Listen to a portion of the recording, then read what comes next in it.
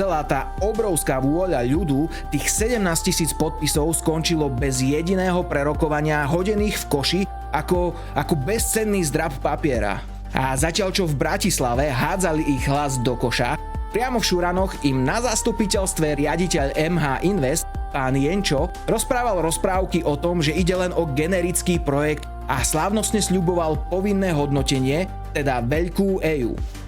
A čo sa týka toho ďalšieho procesu, bude posudzovanie veľkej EI, ktorá bude priamo na ministerstve životného prostredia, kde musí budúci investor, akýkoľvek, či už je to baterkáreň alebo akýkoľvek iný, dodať parametre, že čo tam chce postaviť, a pokiaľ to bude v rozpore so zákonom, tak to tam proste nepostaví.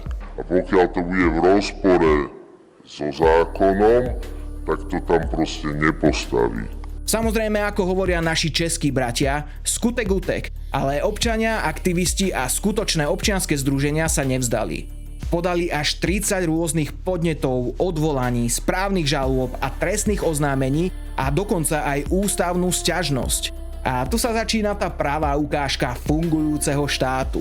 Úrady predĺžujú lehoty, prokurátori sa vyhovárajú, súdy sú záhadne nečinné. A ja sa vás pýtam, je toto tá demokracia a právny štát, o ktorom nám tu neustále rozprávajú v nedeľných diskusiách?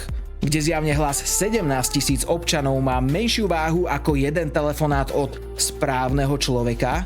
A aby toho nebolo málo, Ministerstvo hospodárstva pod vedením Denisy Sakovej dokonca tlačí na úrady, aby našli odkladné účinky odvolaní. V preklade to znamená, len kľudne stavajte ďalej, aj keď je to celé nezákonné, my vám to potom nejako upraceme.